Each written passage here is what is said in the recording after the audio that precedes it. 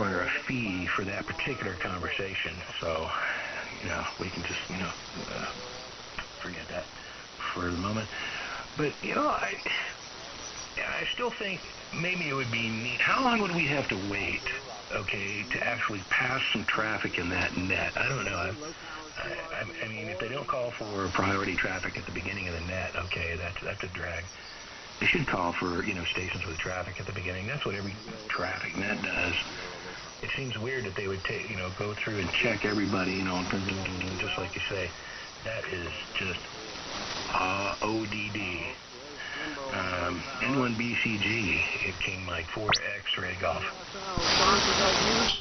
Well, Jim, as you can probably guess, my favorite frequency is 7200 because there's endless case studies there, and trust me, there are a lot of cases. My favorite book, if someone were to pick up a book, I would say if you wanted, like in addition to the ARRL handbook, the other book that I would recommend highly for ham radio is the title is Social Psychology, and the subtitle Understanding Human Communications, and it's by Barron and Burns, Byrnes, Burns, and Barrons, Barron and Burns. That book, of all my psychology textbooks, is the most consulted when I listen to amateur radio. I find ham radio a fascinating insight into the human mind. It really is. Because let's look at ham radio. What is ham radio? Well, first of all, it's like an early generation Twitter.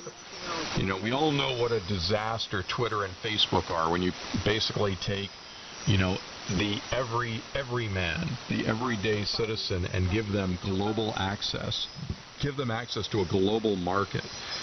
What a disaster that is. Before the internet, only the media had access, to varying markets, and then there was a checks and balances system. So, the information that got out publicly, to a town, to a region, to a county, to a state, to a country, to a continent, and to the world, was very checked and balanced, because you would have various media organizations that would really competitively monitor each other, and they would fact check each other. But they had staffs to do that, and there were only just so many media organizations that would have that kind of reach for that number of people. So it was all very controlled. The stuff that got out there was thoroughly researched. Now you've got some clown like me who could get on Twitter, if I had enough followers, and just write whatever I thought based on conjecture, not even like facts, just conjecture, stuff that I was thinking, which was loosely based on things that I dreamt, and put it out there, and my 900,000 followers would take that as gospel. See where the mistake is right there? And then that would propagate throughout the planet. But ham radio, amateur radio, was actually the predecessor to Facebook and Twitter and such, where you have maybe not as large a reach, but from a number standpoint, but from a geographic standpoint, you can get on these things like this ham radio and say something, and people all around a region or country or multiple countries would hear that.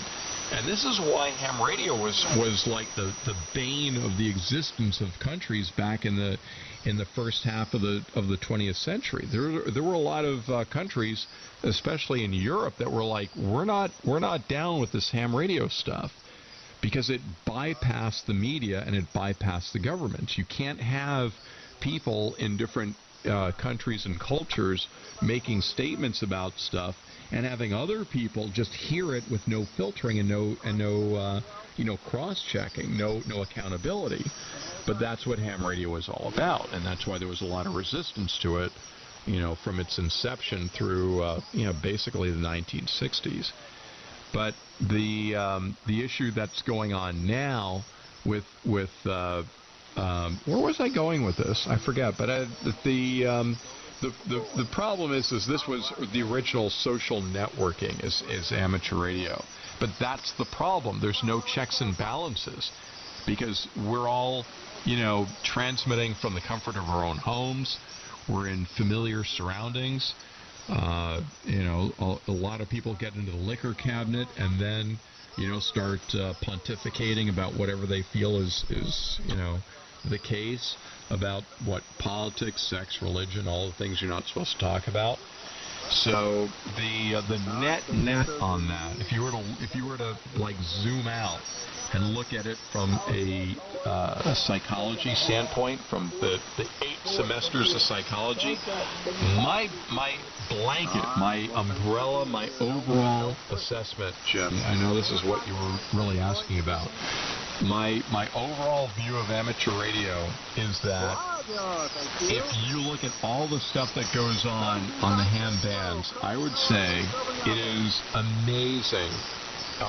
One would consider themselves amazingly fortunate to not be driving next to on the highway or standing behind or in front of in a line at a store anybody else who is on ham radio. And for God's sakes, I'm so hoping that nobody in amateur radio is driving a school bus. That is my ultimate nightmare. N1 BCG. My question is, why? Well, I don't know. You listen to some of the conversations going on in amateur radio, you would not want your son or daughter being driven around in a school bus by the person behind that microphone. All right, I get it. Not G-rated. No, and a lot of that is 7200 lower sideband oriented. Uh-huh. Anyway, been listening for a while. I've been saying that all along. The ham radio is the internet before there was the internet. It's a big-ass chat room, different protocols, and very interesting on the no traffic net. Well, I know you've heard that a million times already. No, I really haven't. What, that they make people wait? The people check in and then have to wait up to an hour and a half to be called upon to admit that they have nothing to contribute to the net? Yeah. That's like a horribly inhumane way of treating other people. Oh, yeah, that. Oh, for sure. I've observed that for years. And back in the day, long before there was the internet, there were traffic nets, and I'd listen in, and it's like, blah, blah, blah, blah, no traffic. I mean, then why the hell even bother? Right, and that's what I've said for years now. If the Texas Traffic Net wanted to operate their traffic net correctly and properly, and by the definition of a traffic net, they would get on at 6:30, this is Texas time, and say, all right, welcome to tonight's Texas Traffic Net. Any station that does have traffic, please key up right now. And if they hear anything or a pile up or whatever, then they know they've got a job ahead of them. But if they don't hear anybody key up, which basically would be the case every night, they would say, all right, nothing heard.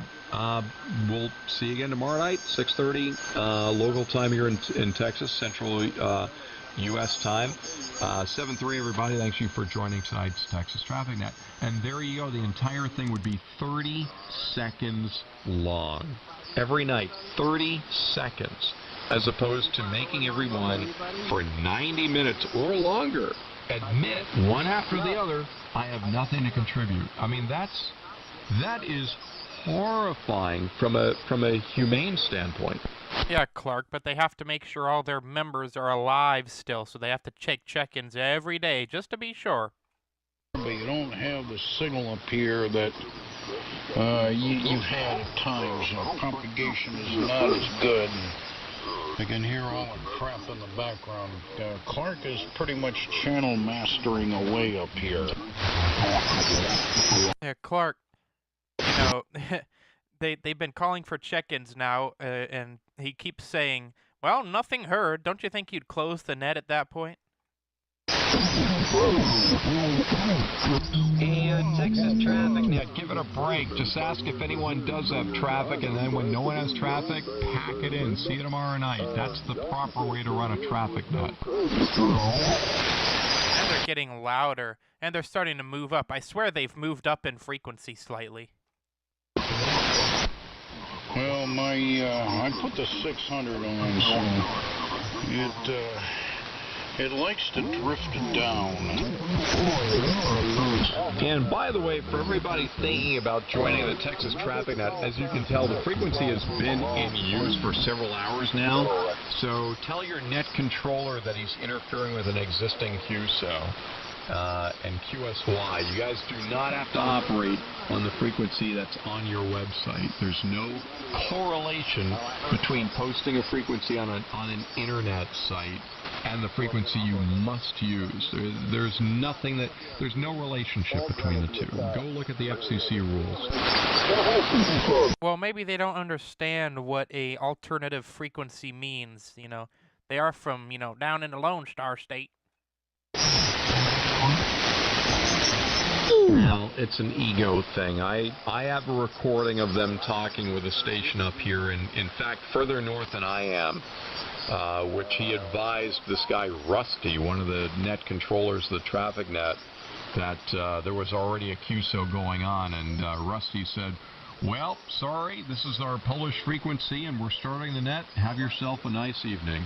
And then he went back to calling for check-ins. It was brazen. I mean, if there was ever a net controller with cast iron nads, this guy was the poster child for that.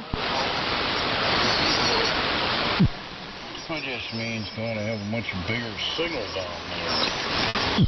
Yeah, which is why there's been some talk about throwing a blockbuster rig into a mobile home and taking a good old boys trip down to the Lone Star State and setting up an AM QSO relay station down there. Yep. If they can't understand logic from up here, let's bring it to their doorstep. Yep, well, the other thing is antenna improvements and more power.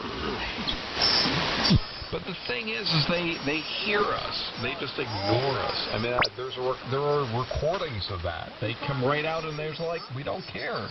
We're having our net, and this is the frequency that's on our website, and that's it. Yeah, what I'm curious about is there isn't seem to be reciprocity between the strength of signals from them propagating up here or us propagating down there. Now, really, how well are our signals doing? Me, I'm into the wire array and I'm running 500 watts. Well, I'm listening down in Texas, and to be honest, I hear none of us. The only person who I can see, Timtron, I can see your carrier down there about S8, but I can't see my carrier, and I can just barely make out Clark's carrier down there.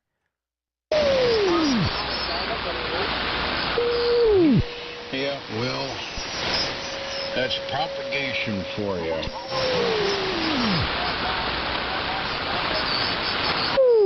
The best thing to do is to operate not on 73, but 72 or whatever.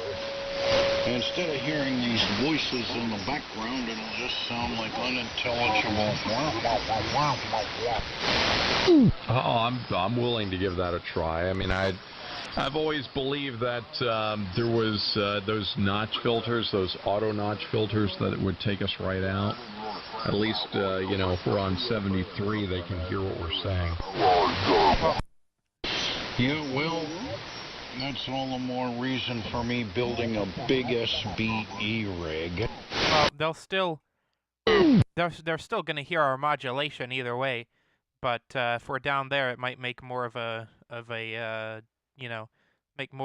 notice to them. No matter how much you think it's funny. Yeah, I know. Well, they're in there, but there aren't that much of a factor. And the thing is, as the MUF is getting up there, and it's going to continue to climb. The longer haul propagation is not going to be as good. We'll be much weaker down there. They'll be much weaker up here. I'm for going down one. I mean, they'll hear our carrier and they'll still hear our audio. They won't be able to understand us, but we won't be able to understand them either. But I I don't know why they can't just use an alternative frequency like every other sane human being. Well, what you do is, you know, when you slide down a little bit, then they begin to sound like unintelligible mush, and the brain sorts it out as just noise, and, you know, that's how it works.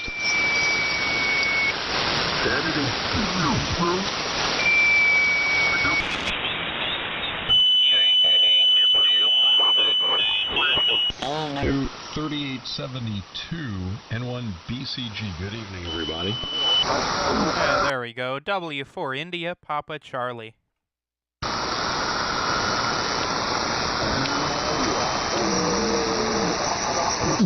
There you go.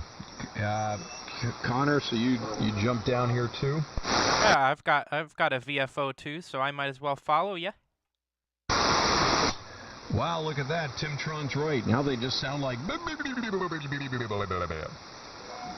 it's great, isn't it?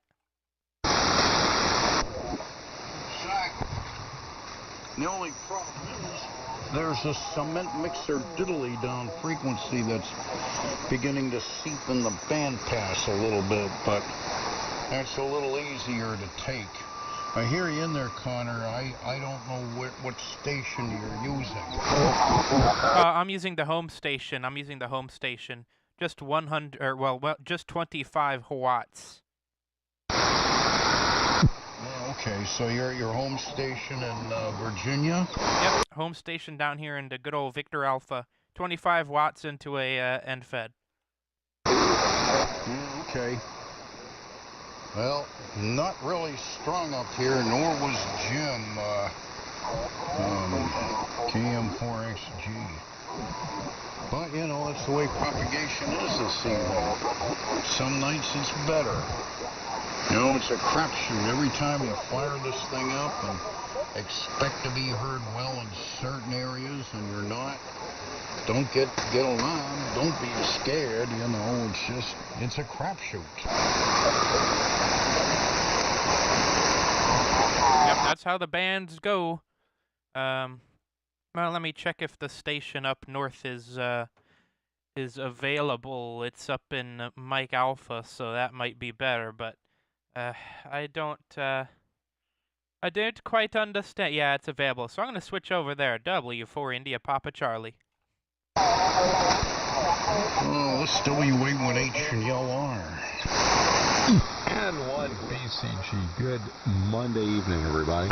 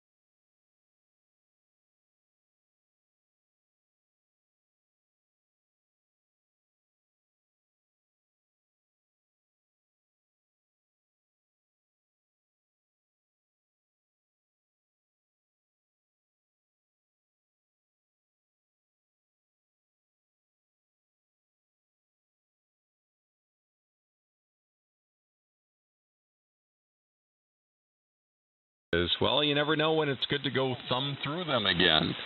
You know, how much do people change, you know, decade to decade?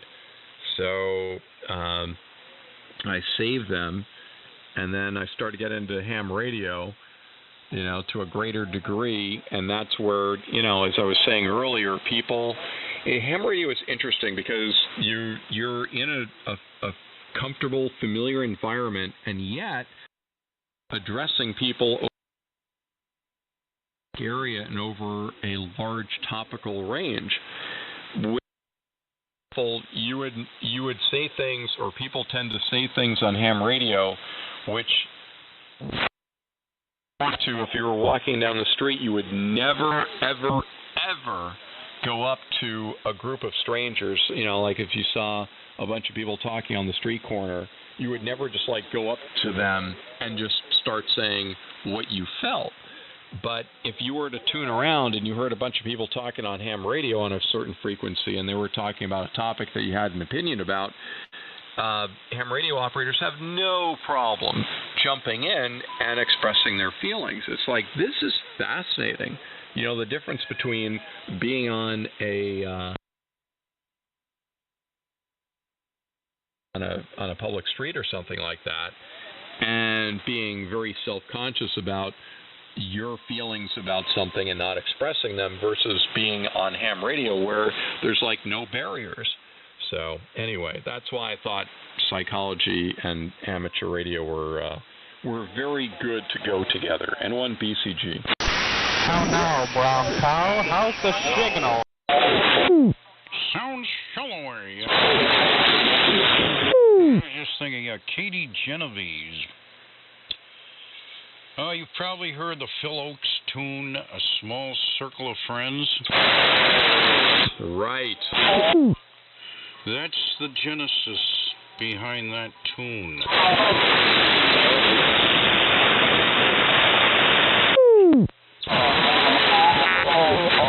Look outside the window, there's a woman being grabbed. She's horse down in the bushes, and now she's being stabbed. Maybe we should call the cops and stop to ease the pain. But Monopoly is so much fun, and I'd hate to spoil the game. There you go. Yep. Anywho, I just thought of that tune. I don't have it in my collection. I did. You know, it's amazing how certain subjects jog the mind. Yep, those mental triggers. I am absolutely sure you can find that song again on YouTube and download it. Oh, sure. Yep. Yeah, I remember that song, you know, being played on a certain a pirate radio station on shortwave back in the 80s that was well known. Yeah, as long as it wasn't that radio station where they would say, and now for our mailing address, if you'd like to reach us here, you can reach us at, you can send a self-addressed stamped envelope and reception report to, and that address again, if in case you didn't get it, is, we look forward to receiving your mail. Oh, yeah, that was Radio Morania. Yes, it was. I have some scathing notes I took on that very station. When did you hear it?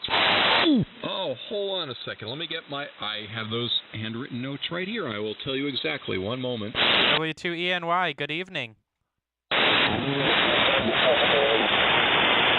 Or whoever that was trying to say good evening. Good evening to you.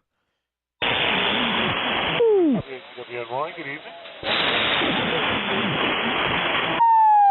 Doesn't sound right. All right, W2 and WNY, good evening. All right, hold on, Tim, because I promised I would tell you this. I actually have the original line notebook paper that I have from, 1979, when I was a local pirate. Hold on. The next page is Pirate Radio in New England, 1615 on your AM dial. I think I know who that was. Oh, Free Radio, 1615. All right, next page. Pirate Radio, PRN. Oh, Pirate Radio New England, 1620. That supposedly transmitted in stereo with 60 hertz subcarrier. 4.1 kilowatt input to 28877s, they called it. Next page. Pirate Central. Oh, KPRC and KSUN in New York. They were AM in 91.5. Pirate Joe was the DJ. And Gus Guts. Oh, no, someone called from WGUT called Gus Guts. Hold on. I'll get it to it. WFUN 1620, The Neil Down Show. The next one is Voice of the Northeast, WART. Oh, I know him. That was, what was his name? Vince, yeah, in Suffering, New York. He and I actually became friends. Pirate Radio, KW Radio, Killer Wave Radio. Oh, look, a telephone, 212-283-9977. Yep, Johnny, Joe, and Barbara were the DJs. Hold on, we're getting to it.